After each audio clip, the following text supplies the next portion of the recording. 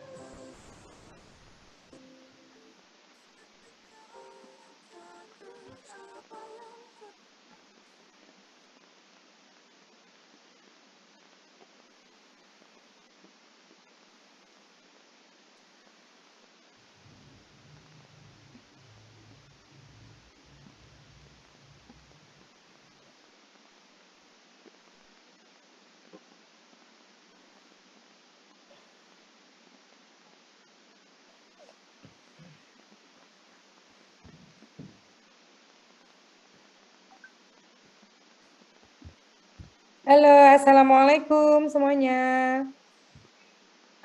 Waalaikumsalam, Bu. Ya Allah. Waalaikumsalam, Bu. Kasus udah ini ya, udah ningkat lagi ya ini ya, astagfirullah. Ini empat unit di UIN sedang lockdown. Ini Bu Asri di LPPM, alhamdulillah belum ada kebijakan untuk lockdown. Alhamdulillah ini masih sip-sipan 50%, sedangkan Fakultas Dakwah karena ada yang positif itu lockdown sampai hari Jumat. PAU kantor pusat juga lockdown sampai Jumat. Pasca sarjana kan ada pegawainya yang positif, lockdown juga sampai Jumat, sama Febi, Pak Dekan Febi positif. Jadi karena banyak yang kontak ya tentunya kalau Pak Dekan ya, akhirnya lockdown total juga. Jadi ini saya di LPPM Rektorat Lama, tengah-tengahnya antara Dakwah sama Febi, ini sepi banget. Parkir mobil cuma 2, itu saya sama Bu Adip, sekretaris LPPM. Jadi ini semoga teman-teman tetap sehat. Kalau yang sudah vaksin 2 kali, kalau ada kesempatan booster, segera booster. Insya Allah nggak ngefek apa-apa. Ini Bu Asri kemarin habis booster, itu nggak ini kok, apa namanya, nggak ngefek gimana-gimana. Paling pegel aja sebentar, setelah itu nggak ada yang gimana-gimana. Jadi sama seperti yang biasanya gitu ya. Nah, oke, ini mohon maaf ya, ini agak banyak hari ini karena kemarin itu Bu Astri ada kesalahan teknis di SIA. Jadi saya pikir Bu Astri itu hanya mengajar kelas kuantitatif A gitu ya, kelas kuantitatif A aja.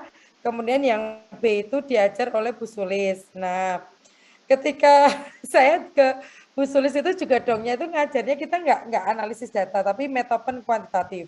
Makanya saya bilang ke Bu Sulis, Mbak, gampang Mbak, kalau metopen itu kan outputnya masih proposal, jadi tidak terlalu teknis tidak terlalu konsep statistika masuk, baru nanti dianalisis data kuantitatif yang masuk. Sudah saya kirimkan RPS, kemudian bahan-bahan ngajar untuk Bu Sulis sudah saya kirimkan itu.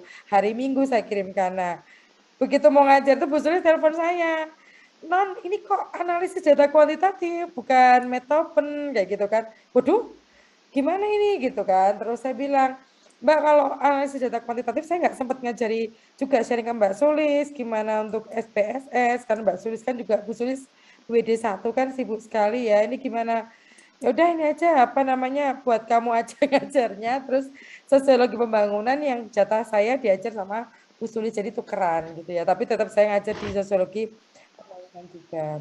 Jadi mohon maaf kalau hari ini kelas besar. Nah, sebenarnya rencana Bu Astri itu mau mengikuti kebijakan universitas yang blended ya, blended apa namanya sistem ada yang online sama yang offline, karena memang perkuliahan kita di analisis data kuantitatif ini nanti akan belajar banyak mengenai teknologi pengolah data yaitu SPSS. Meskipun sebenarnya Bu Astri sudah menyiapkan juga tutorial YouTube dan berdasarkan pengalaman angkatan 2018, 2019 itu juga bisa mengikuti dari tutorial YouTube yang sudah Bu Asti buat gitu ya.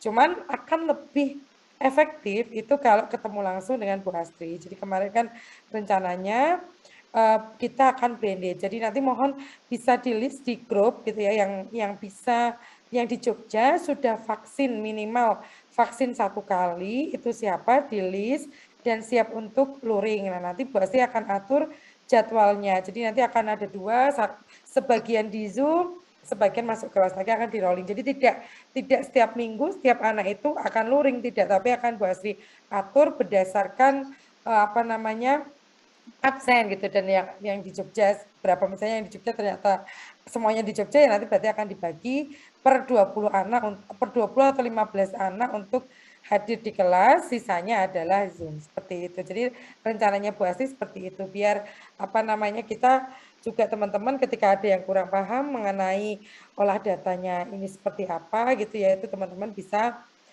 apa namanya bisa tanya langsung ke Bu Asti. Dan juga di perkuliahan ini teman-teman banyak sekali yang harus dibawa nanti tiap kalau menginstal SPSS jelas. Nah, pengalamannya itu bisa diinstal secara gratis lewat Google, itu ada.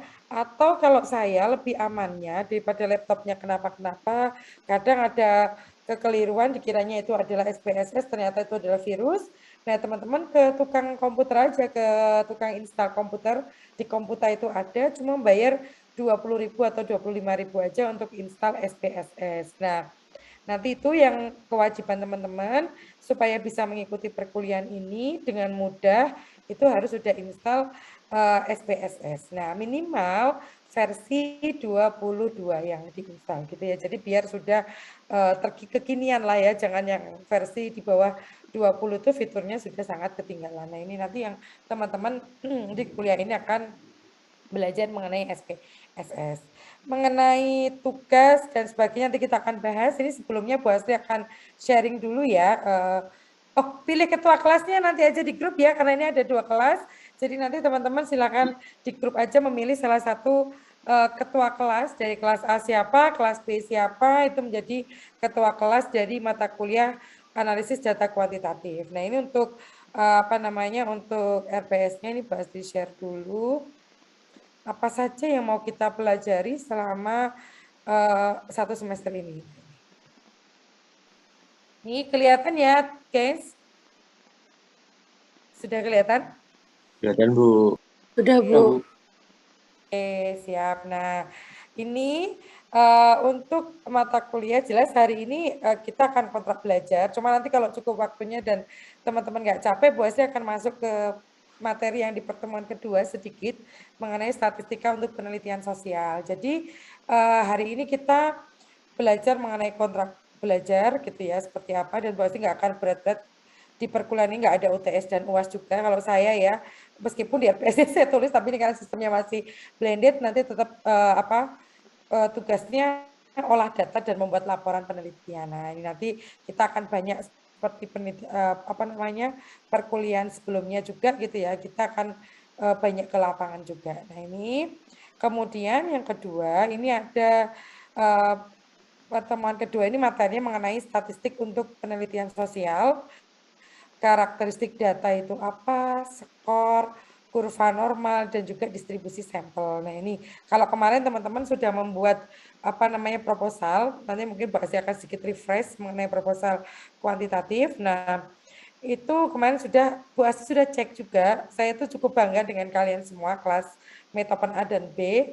Kemarin meskipun kita online full gitu ya, dan Bu Asti juga tidak begitu maksimal, tapi ternyata teman-teman sudah bisa membuat sampai ke kuesioner. Hanya beberapa kelompok yang nilainya itu di bawah A per B atau A per B lah, itu berarti belum lengkap sampai ke kuesioner. Nah, sedangkan teman-teman yang nilainya sudah A sampai A minus itu sudah lengkap sampai ke kuesioner semuanya. Nah, kemudian ini jelas yang pertemuan kedua ini Bu Asti di sini selalu untuk metode pengajarannya itu ada ceramah, diskusi dan juga latihan.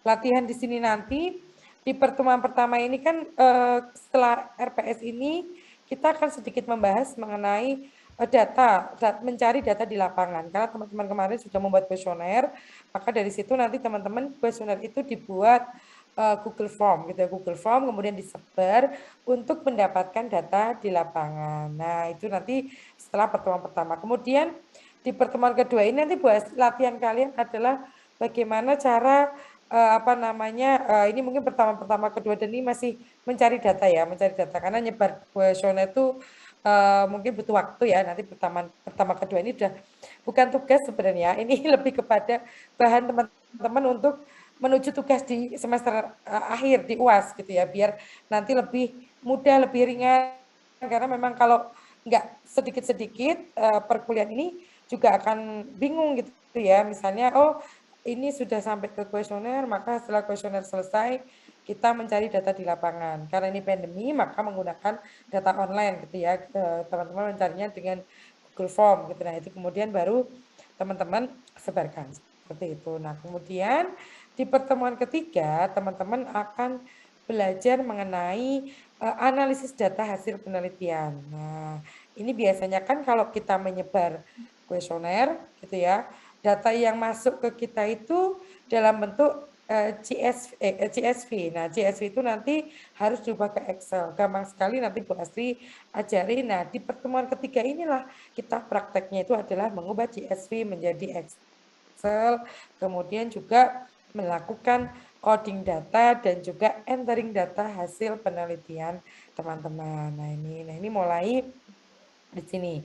Nah, di pertemuan ketiga ini juga Bu Astri mulai mengajarkan tentang SPSS.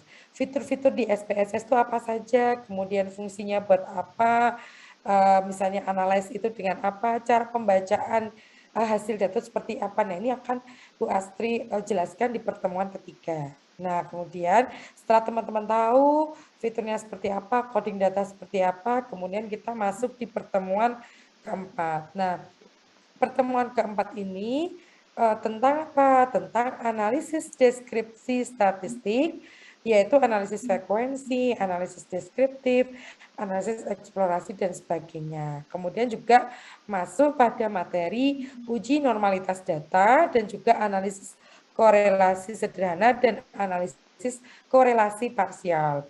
Kalau melihat ini kayaknya, kok banyak banget ya ini Bu Asri. Enggak, tapi nanti kalau di SPSS itu tinggal klik, teman-teman tuh sangat mudah sekali. Jadi kuncinya sebenarnya kalau di analisis data kuantitatif itu adalah decoding data ini sama entering data. Setelah itu ini berbagai macam analisis yang Bu Asri sebutkan ini banyak banget ini nanti itu tinggal kita menggunakan kursor klik aja. Jadi tinggal ngeklik oh ini ya di sini ya klik analyze, kemudian kita pilih jenis analisa seperti apa, nanti kemudian masuk ke output. Jadi gampang sekali nanti ini teman-teman jangan membayangkan ini sulit karena ini nanti apalagi anak-anak generasi kalian ini kan sudah sangat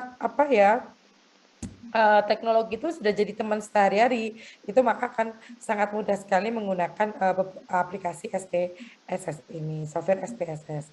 Kemudian di pertemuan kelima, teman-teman akan belajar mengenai analisis perbandingan nilai rata-rata. Nah, tentunya ketika Bu Asri menjelaskan mengenai jenis analisis ini juga akan menjelaskan fungsinya apa, tujuannya seorang peneliti itu melakukan analisis ini apa sih tujuannya seperti itu. Nah, ini nanti akan Bu Asri jelaskan. Nah, ini ada analisis perbandingan nilai rata-rata, kemudian ada proses analisis regresi linier dan juga uji asumsi sederhana. Nah, semua yang Bu Asri sampaikan tentunya tetap kita sertai dengan praktek. Prakteknya dengan apa? Dengan data yang sudah teman-teman cari.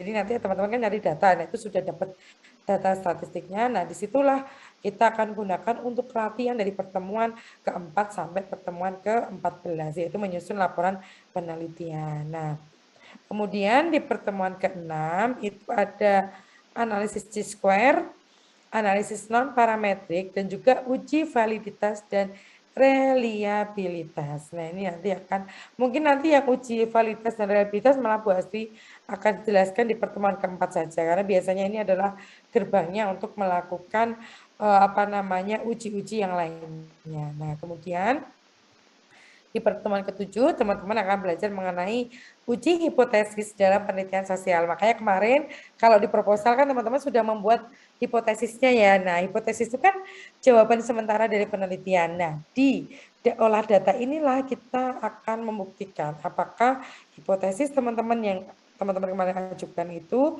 diterima atau ditolak. Nah, itu kemudian akan dilihat. Kalau ditolak apakah penelitiannya tidak sah? Tidak. Jadi tidak diterima maupun diterima hipotesisnya itu adalah hasil dari penelitian. Kemudian nanti ada penjelasannya dari mesinnya itu gitu. Kenapa kok ditolak? Nah, kita yang akan menjelaskan secara deskriptif dalam laporan penelitian. Nah, ini ya teman-teman. Nah, kemudian setelah itu di pertemuan ke-7 juga kita belajar mengenai uji signifikansi. Nah, ini uji signifikansi. Terus kemudian ini pertemuan ke-8 teman-teman, ini setelah UTS ya, kita nggak ada UTS, teman-teman, nggak ada UTS. Kemudian di pertemuan ke-8 kita akan belajar mengenai analisis data komparasi atau perbandingan antara dua variabel. Nah, ini mungkin nanti ada beberapa teman-teman yang sebenarnya yang diajukan kemarin proposalnya itu hanya ada uji satu variabel dan juga uji dua variabel. Dan jangan khawatir, nanti teman-teman yang ujinya cuma satu variabel, nanti bisa menggunakan contoh yang dari Bu Astri untuk latihan. Sedangkan untuk teman-teman yang lain yang sudah dua variabel langsung menggunakan datanya sendiri. Tidak masalah. Jadi tidak harus semua uji ini bisa dilakukan dalam data penelitian yang kalian lakukan. Nah, kemudian di pertemuan ke-9 itu ada analisis data korelasi atau hubungan antar dua variabel. Nah, kemudian di pertemuan ke-10 ada mengenai analisis isi. Di pertemuan ke-11 itu ada analisis data sekunder. Kemudian di pertemuan ke-12 bagaimana sih cara mendisplay data dalam bentuk tabel ataupun diagram, batang, lingkaran, dan juga piktogram serta histogram. Nah, ini biasanya kalau di output SPSS sudah ada bagaimana sih kita menyajikan ketika penelitian ini sudah akan kita tulis dalam bentuk laporan. Nah, kita akan belajar di pertemuan ke-12. Kemudian pertemuan ke-13 menarik kesimpulan hasil olah data statistik dan mengaplikasikannya pada penelitian. Kemudian di pertemuan ke-14 kita belajar mengenai tahapan-tahapan dan aturan-aturan dalam menulis laporan penelitian kuantitatif. Nah, untuk penilaian dalam mata kuliah ini, Bu Astri hanya akan mengambil dari tadi olah-olah data yang kita lakukan di setiap sessionnya gitu ya. Misalnya hari ini kita mengolah ini, outputnya tolong dikirim ya. Nah, itu menjadi nilai dari mata perkuliahan kita. Jadi dari data-data yang diolah plus di UAS nanti mengumpulkan laporan penelitian. Jadi mengolah data yang setiap pertemuan itu adalah menyicil gitu ya, menyicil tugas untuk di UAS seperti itu teman-teman. Jadi ini yang akan kita pelajari di 14 kali pertemuan gitu ya teman-teman ya. Nah, sampai sini ada yang mau bertanya dulu? Mungkin dari kelas A atau kelas B, kalau ada yang mau ditanyakan boleh sekali, monggo Bu Asti persilakan. Ada yang mau tanya? Sudah cukup jelas? Sudah, Bu. Jelas ya? Oke. Jangan takut ya, nanti ini PR-nya nggak apa-apa ya, langsung Bu Asti kasih PR buat install SPSS ya. Nanti Bu Asti tak ketikin di grup nanti ya, SPSS 22, 23 atau 24, salah satu aja. nanti bisa teman-teman install. Sama yang kemarin apa namanya yang sudah di kemarin kan sudah mempunyai tugas ke Bu Astri itu ya teman-teman berkelompok itu kan ada kuesionernya. Nah, teman-teman nanti yang sudah merasa oke dengan kuesionernya, teman-teman bisa membuat Google dokumen. Bisa kan ya bikin Google dokumen atau perlu Bu Astri tutorial untuk membuat Google dokumennya? Sudah bisa ya? Boleh Bu yang Bisa, Bu. Oh ya, mungkin sudah bisa ya. beri Oke. tutorial. Ada yang belum bisa membuat ini Google dokumen untuk ini untuk kuesioner? Insya Allah sudah bisa semua ya, gampang ya. Tinggal masuk ke Google, nanti diketikkan ininya ya, apa namanya, diketikkan pertanyaan-pertanyaannya. Gitu. Gitu ya nanti ya. Yang jadi tugasnya yang boleh dikonsultasikan ke Bu Asri dulu, atau mau diperbarui dulu, karena kemarin kan buru-buru bikinnya ya. Bisa diperbarui dulu kuesionernya, tapi yang paling penting install SPSS dulu saja. Jadi nanti di pertemuan kedua, ketika Bu Asri menjelaskan mengenai statistik untuk penelitian sosial, Bu Asri akan menjelaskan mengenai fitur-fitur yang ada di SPSS. Semoga minggu depan kita bisa blended ya. Nanti jadi misal absen 1 sampai 20 datang ke Visu, sedangkan sisanya lewat Zoom. Baru pertemuan berikutnya 21 sampai 40, kemudian sisanya di Zoom. Gitu, seperti itu. Untuk tugasnya ada yang keberatan nggak kira-kira kalau sistemnya seperti itu? Keberatan nggak guys?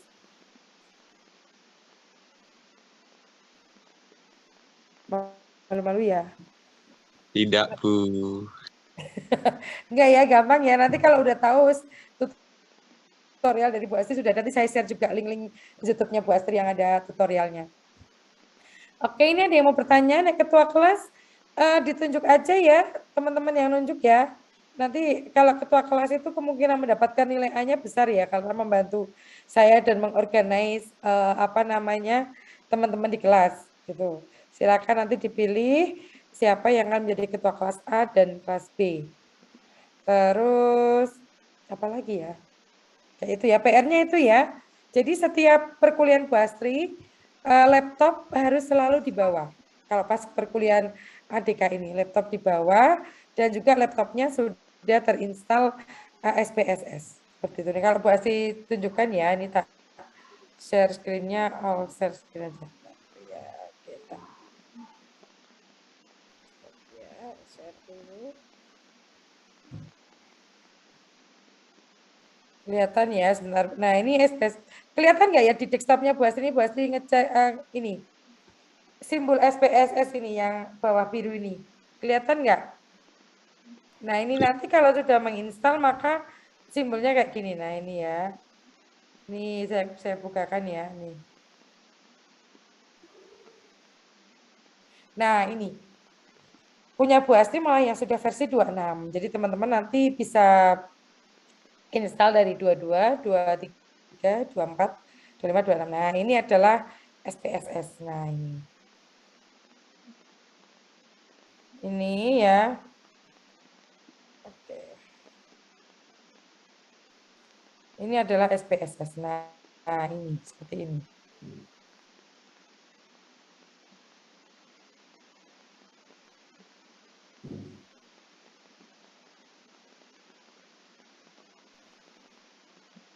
Nah, ini ya teman-teman ya. Nah, ini udah ada ini ya, apa namanya, karena kemarin udah habis olah data ya Bu Astri ya. Jadi ini contohnya. Nah, ini adalah SPSS, itu seperti ini fiturnya. Nah, teman-teman nanti kalau menginstal, nah kadang SPSS itu juga agak menipu tuh.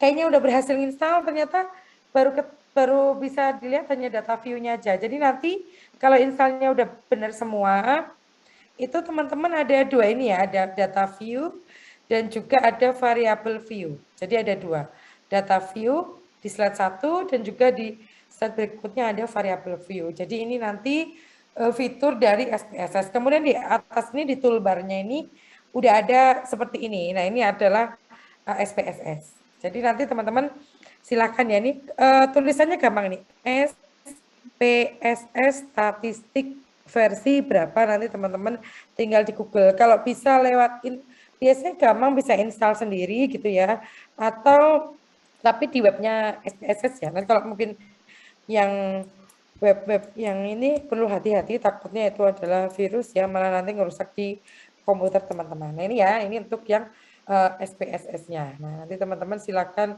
di apa namanya di ini kan diinstal gitu ya ke ini ke laptop teman-teman semuanya.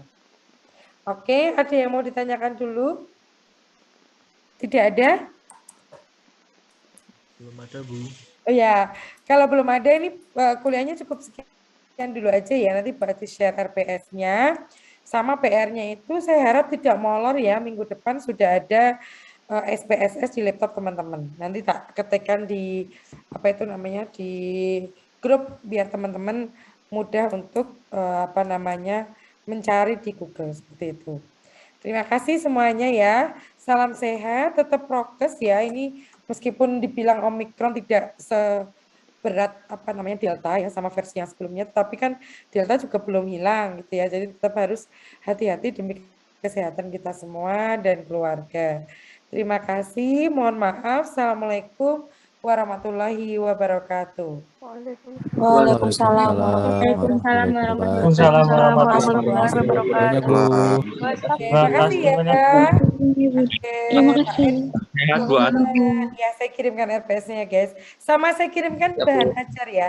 Bukunya Bu Miftahul nanti bisa dipelajari juga. Saya kirimkan. Bu, terima kasih, Bu. Oke, sama-sama Oke, biar nggak Bu perlu, Istia, Bu. ya biar nggak perlu beli buku lagi. Oke, gitu ya. Alhamdulillah. Masih banyak Bu. Ya tapi diwaca loh ya, dibaca ya. Ya, Bu. Random. Oke, Bu. Makasih Bu. Sama-sama semuanya.